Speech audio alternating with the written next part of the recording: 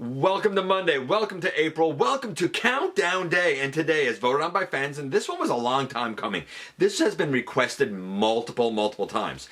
And the topic is, for this week, the top 10 non-MP Transformers that are the most animation accurate. We know that MP and MP alike, so like third-party MP scaled as well as official MP would be the most accurate. But if you take the MP line and MP alike line out of it, what are the top 10, as voted on by fans, most accurate Transformers? Accurate to their animation. That's our focus, that's our topic this time around in the latest GotBot Countdown.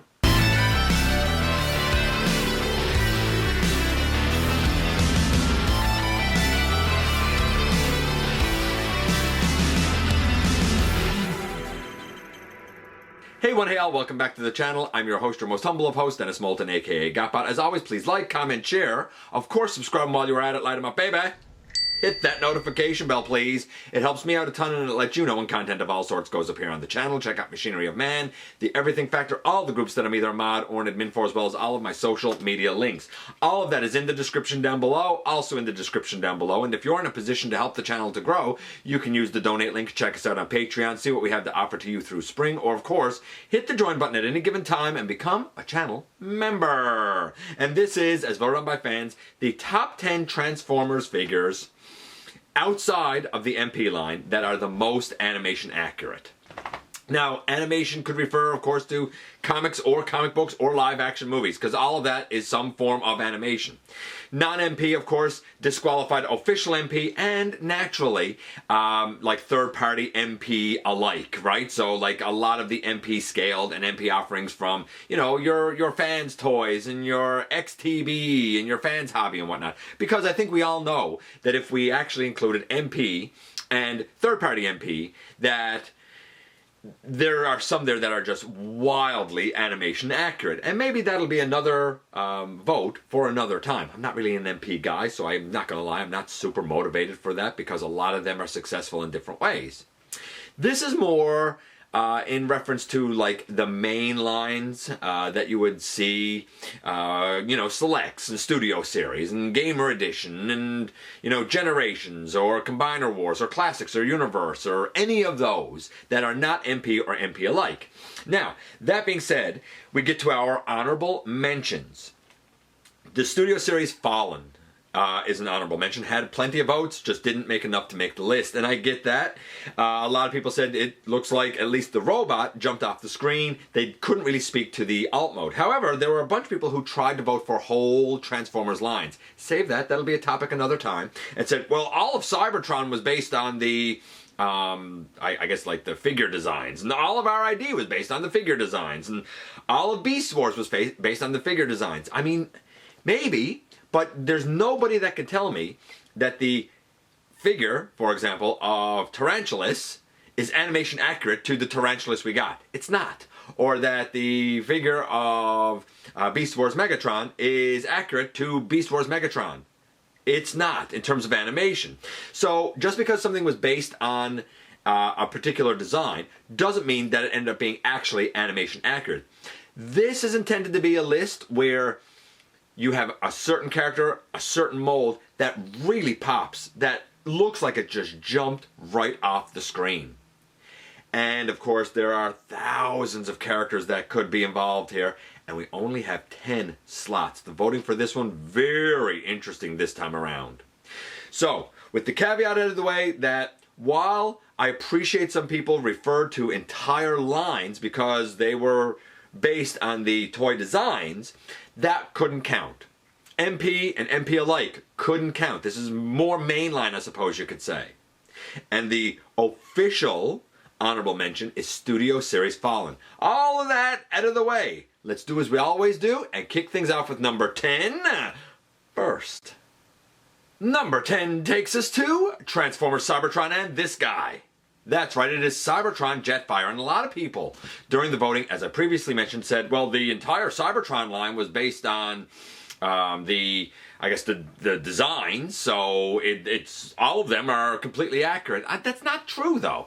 Just because something is based on the design doesn't mean that it's actually fully accurate. Case in point, Jetfire here. Yeah, he's pretty darn close. He certainly has the silhouette, he certainly has the style, he certainly has the look in both plane mode and robot mode. However, if you look at the side-by-side here, for example, you will notice that we are missing some red detail on the knees. I would venture to say that the line work and paneling of the lower legs is a little bit different, but the biggest discrepancy is probably with the forearms.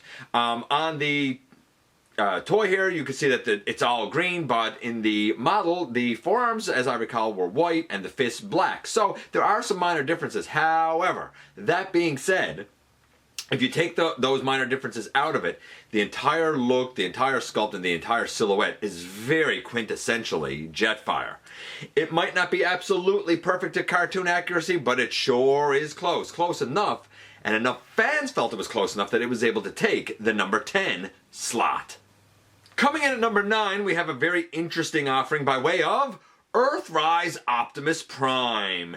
And I find this one very interesting because people used this Optimus Prime as an analog for a lot of different parts of animation. So let me explain kind of what I mean there. Some people voted for it and said he looks really good compared to the Netflix Earthrise section of the I guess we would say the whole trilogy, right? The whole War for Cybertron trilogy that they did on Netflix. I wouldn't say that. I would say the Siege is more accurate to that Optimus than the Earthrise. But nevertheless, people voted as they voted. A lot of people, though, said Earthrise Optimus Prime, it's the most G1 Optimus we have. And I find that very interesting that you're taking the Earthrise and you're applying it to the G1. And I would agree. A lot of people will hear me say that and they'll say, yeah, but we have the upcoming 86. That's going to be the most accurate. We don't know that yet because as of this recording, that has not been revealed. Here's what I will say. I agree with the people that voted for this guy for G1 accuracy. But I can't say he's totally G1 accurate out of package. He is capable of getting there. For example, with mine, I painted the back of the legs. I could have painted or removed the silver vents on the shins. In fact, I did a custom for our buddy Cyril where I did get rid of that coloring as well and had the entire leg being the blue that it should be. That said, it's still not going to be exactly perfect because these tires should actually hide away in the leg. Nevertheless, I also added the center yellow piece here and painted all of it the same yellow for his hips. I actually have the VNR head on. I have included and painted the backpack that comes with the Centurion pack that belongs to Sideswipe. I painted it red with the white thrusters a la what Sideswipe and Optimus wore when Optimus took a loan of Sideswipe's backpack. On the custom that I did for Cyril, I removed the silver line here on the arm. I left it on mine because I kind of like it.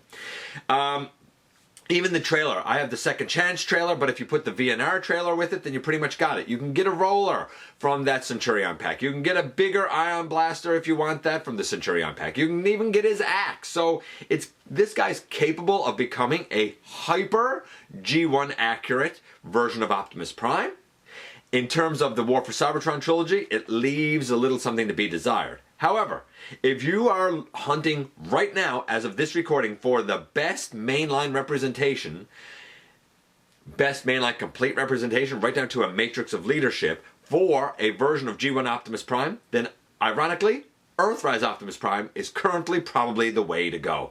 Yes, the voting surrounding him is a little bit off the beaten path when we talk about animation accuracy, but Earthrise Optimus Prime takes the number 9 slot. Coming in at number 8, we go to the Studio Series 86 line, speaking of Studio Series 86, and Perceptor. So, you know, not for nothing, before we get into Perceptor here, the Optimus from the 86 line, once that's revealed, I have no doubt that people would make that probably number 1 on this list. I don't know if it's a necessary release. I'm not really excited for that Optimus, but you might be. Nevertheless, I was excited for Perceptor when he came out, and mine has an upgrade kit that gives him this rifle and a couple of fillers and like an extra blaster and stuff. But even without that, just Perceptor at a package, I mean, his animation accuracy is 10. It's a perfect 10. From the shape of the eyes and the coloration on the head and the little yellow crest inside of the head, right to the kind of off-white, almost pearlescent surrounding of his chest and knob up here, to the thin length of the scope on his shoulder, to the Autobot symbol behind the translucent chest piece, right down to the shade of blue, although some would argue that that should be a little more tealy. The toy was more greenish and tealy, the cartoon was more blue, so this is actually very accurate to the cartoon, right down to the little red section right in here on the pelvis. This is about as ideal of a Perceptor as you could possibly hope for, in the main line at least. And enough fans feel that way that Perceptor here was able to take the number 8 slot. Coming in at number 7 was a little bit of a surprise to me, but I suppose it shouldn't be, because this guy actually, when I done the review, scored really well for accuracy. I'm talking about Beachcomber! This, of course, is the Legacy Evolution Beachcomber, and this is very accurate to his G1 model. So is the Power of the Primes, not for nothing. Both of them kind of fail a little bit in accuracy in the same place, and I don't think it's really avoidable. In robot mode, on this guy, we have 2 silver details on his lower legs. In robot mode, while this angle and this line detail is absolutely correct, the entire lower leg is blue. However, when he transforms to his buggy mode, this silver appears on the hood. Similarly, even with the Power of the Primes, the lower leg, while being all blue, has an Autobot logo on it. This doesn't have the Autobot logo, but again, in vehicle mode, the silver should be there with an Autobot logo on it. I don't think, to keep the alt mode super duper accurate, I don't think that there's a way that you could have really eliminated this silver detail. It was either going to be silver or an Autobot logo or both. Taking that one excusable, I'll call it, detail out of it, right down to the shape of the feet, the proportions of the arms, the visor, even the tummy detail, all of it. Everything on this guy is absolutely perfect. Even his roll cage that tucks into his body is the right shade. It's not black, it's a silvery grayish color. The Power of the Primes, quite accurate. The shade of blue on this, a little more accurate, and it helps the Legacy Evolution version eke out a win over the Power of the Primes version. Both are quite accurate and both had votes. The Power of the Primes also had gray hands. This guy has the proper blue hands. Some might say he should have a gold hand, but that was only for one episode. Yeah, this guy right here, about as quintessential, about as perfect of a beachcomber as we could hope for. And he takes the number 7 slot. Coming in at number 6, we go to the Junkions and Studio Series Wrecker. Studio Series 86 Wrecker, I guess. And you know what? This guy is perfect. He's absolutely perfect. The reds are where they should be. The oranges are where they should be. The browns, the beiges, all where it should be. Unless we're using the animation model from the big broadcast of 2006. In that episode, that one episode, I think it's only that episode, this kind of beige on the lower legs is green, gray, and the forearms here, instead of being orange with the kind of grayish on the top of the forearm, the forearm is gray with a red detailing up here. But for most of Wreck-Gar's appearances, he looked like this. Exactly like this. If his coloration is not a 10, it's a 9.8, 9.9. Pretty much perfect. Good enough that Wreck-Gar was able to snag the number 6 slot. And now a hush falls over the crowd. We have reached the ever-coveted, ever-popular halfway mark. And at the halfway mark, we go once again to Studio Series 86 and this guy. It is Ultra Magnus, and you know what? He is very animation accurate. Maybe a little wider than Ultra Magnus should be, but all of the hits are there. The reds and the blues, the shade of blue, the location of the white, the location of the Autobot logo. I mean, pretty much everything is there, right down to even the shape and the opening of his matrix chamber. The only imperfections that I can point out in terms of animation accuracy here, and they are minor, is the 2 sides of the chest where they spring load open. For some reason those hinges are white. I think they should have been red. If not painted, then it should have been molded red. And the only other imperfection is really kind of around the knee. At the top of the knee, it's red. I think the white that is painted on the front should have come up over the top of the knee, so that the whole thing is a seamless white from the thigh right down to the leg, instead of being broken up by that little bit of red detail. Both very, very, very minor. And if you want an Ultra Magnus that pretty much jumps off the screen, this is about as close as you're gonna get. I kept my Combiner Wars because I love it. It serves my bill. But when it comes to animation accuracy, I'm not gonna lie, the 86 absolutely does take the cake. Well enough with voters that he was able to take the number 5 slot. Number 4 is one of those examples where it proves that the voters absolutely, positively guide where the list goes. Because I absolutely would not have put number 4 at number 4. I would not have put number 4 on the list personally. Number 4 is, again, Studio Series 86 and Hot Rod. Okay, I get it. A lot of people say that this is the best mainline hot rod that we've gotten. A lot of people love this guy, 2 bits and pieces. We all know I don't get it. I look at this for accuracy, and I think the fin is too high on his back. The color of the hinges at the elbows, not right. The color of the hinges at the hips, not right. The color of the knees, not right. The lower legs, I tend to think of his lower legs as more gray or silver than this, I don't know what color you call this. It's almost like I don't know what color you call it. It's almost like a browny maroon or something. I don't know.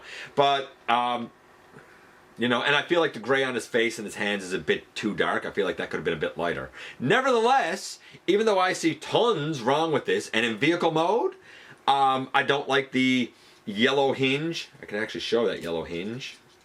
Taking that stuff off. Like, to me, this being the top of the vehicle with this gaudy yellow hinge here, that's ugly, and I think really ruins the look of the vehicle, personally. I know I'm in the minority. I get it. I know I'm in the minority. And I feel like the hood is like squished a bit too much, but I said all of that in the review. This is again, I'll say what I've always said, not to sound like a broken record. This would have been fine if they released it as a deluxe. It would have been a mediocre deluxe, probably worth the $30. This is not a Voyager in any way, not even with this stuff, not even with the Matrix, not even with all the blast effects. It's not enough of a package to be Voyager. It's a pretty decent deluxe. Animation accurate though. That's the question. Animation accurate? I guess the silhouette is pretty accurate. I think the shade of red or pink or whatever shade you want to call it, I think the magenta is pretty accurate. I think the chest deco is accurate. I think the orange thighs, yeah, sure, they're accurate for sure.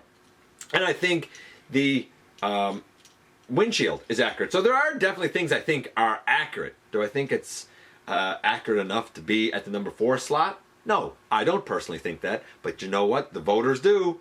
And for that reason, Hot Rod takes the number 4 slot. Now we go into the top 3, and coming in at number 3 is Siege Jetfire. And people said, look, this is a pretty great G1 rendition, even down to the way the wings fold up to give him the proper silhouette. The head sculpt is pretty darn accurate and stuff. But most that voted for this guy said, did you see him in the War for Cybertron trilogy that that aired on Netflix? This is it. This is it. This is it. This is perfect to that. It is a respectable rendition of G1 Jetfire. It is a perfect rendition of Siege Jetfire. I can't argue it. This guy is an absolute gem, and he takes the number 3 slot. Coming in at number 2, we go back to the Studio Series 86 line and Grimlock. Now, I think that fresh out of package, so to speak, Grimlock is really darn accurate. In fact, Starscream Wife's reaction was like, he is something special. He's like a Transformer event. Like, you need to have this guy. It is the perfect Grimlock. I did take the chest piece off because I found the dark chest was too dark. I didn't think that was accurate. I feel like that there was some version maybe that was teased, or maybe there's an upgrade kit or something that gives him a clear covering. I just took it off, and to me now this looks more accurate. The blue, the red, the green, very accurate. The look of the tail, the detail on the head, the blue eyes, the silhouette of the shoulders, the silhouette of the head, the overall shape, the heft, the chunkiness, all of it, absolutely accurate, absolutely quintessentially G1 Grimlock. It looked like he jumped off the screen. In fact, a lot of people that have this guy say that he's even better than the MP ever was, and I would agree. I reviewed both, and this is infinitely better than the MP. If you want the most screen accurate version of Grimlock going. This is going to be it. And fans agree, high enough that he was able to take the number 2 slot. And now here we are, very tippy top number 1. And you have probably been yelling at the screen, I know what number 1 is, I know what number 1 is. And number 1 did win by a pretty wide margin. And I can't argue it. It is Kingdom Cyclonus. A lot of people voted and said pre-yellowing. Yeah, Kingdom Cyclonus, I mean, the detail on his tummy here and up here, the shape, line work, and silhouette of the body, the brow of the top of his helmet over his face, the shape of his cheekbones, the shape of his horns, the color layout of the contrasting purples. It all comes together in robot mode to give us a perfect rendition of Cyclonus. In play mode, probably the cleanest, if not the cleanest, one of the cleanest Transformers planes we've ever had, because you don't have any robot hanging out underneath, and you really don't have any visible signs of robot. It's all so well hidden. Excellent transformation. Excellent look in robot mode. Excellent articulation. Excellent look in plane mode. This is what every Transformer should aspire to be, and it is super duper animation accurate. And it takes the number 1 slot.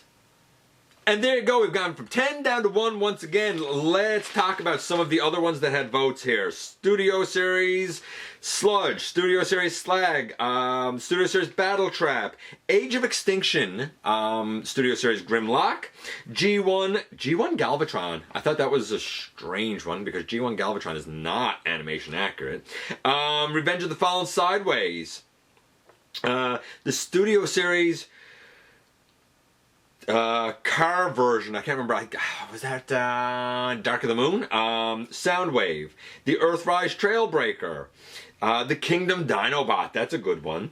The Transformers Animated Ratchet, a lot of people said all of Transformers Animated really. There were a lot of ones there. Transformers Animated Ratchet, Transformers Animated Earth Mode Megatron, Transformers Animated Bumblebee, the new Legacy United Legacy United Animated Bumblebee, the 86 Cup, specifically the buzzworthy Bumblebee repaint of it. I thought that was really going to catch on, to be honest with you. The Quintesson Judge from Earthrise, looks like a Quintesson Judge. Let's see, the Revenge of the Fallen Leader Class Optimus Prime, the one from way back in the day. The HasLab Victory Saber, the HasLab Death Source. The Death Source is an interesting one. Its body styling is very animation accurate, but if you look at the lower legs are actually more toy accurate than animation accurate. The Red Knockout. A lot of Iron Factory stuff. Had votes, but never caught on it. I think it should have. Certainly the Seekers and probably their Optimus. What else do we have here? Fans Hobby, Athena. The Human Alliance Jazz. Siege, Starscream. Robot Mode. G1 Wheelie? That one surprised me as well. Crimzeek, the little Crimzeek that came with the Reflector 3-pack. Yeah, actually quite animation accurate, to be honest with you. What else do we have here? Prime, Soundwave, DevCon, the Netflix War for Cybertron Bumblebee. I would argue the KBB or Hornet's Agent is more animation accurate. Bugbite from the War for Cybertron trilogy. Yeah, the Bugbite looked very much like Bugbite. So did Sound Blaster. Legacy Beast Wars Inferno. Looks like Beast Wars Inferno. Very, very much so. First edition Bulkhead. The Earthrise or 86 Starscream, specifically the plane mode. Transformers Animated Blur, Studio Series, Universal Studios EVAC, Cybertron Optimus Prime, Crosswise, and just a couple more to kind of finish things out. The Legacy Evolution Armada Optimus Prime, The Hero is Born, Orion Pax, and I don't know, what's one more we can throw in here for some funsies? How about Legacy Tarantulas? Them and so many more, both official and third party, had votes. It gets competitive, man, when you got hundreds upon hundreds upon hundreds of votes, and when you have some people who try to vote for a whole line, even though the question specifically says one, and you have to disqualify those, when you only have 10 slots to fill.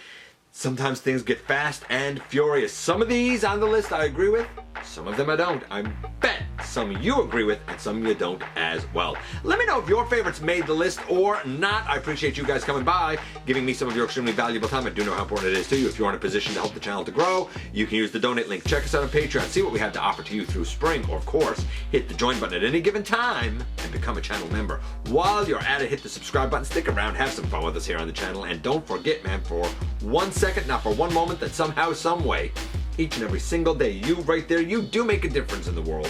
And I look forward to the next time that you and I get together to have another visit, either in the live streams on Thursday nights at the stop motion premieres or the old fashioned way right here inside the videos.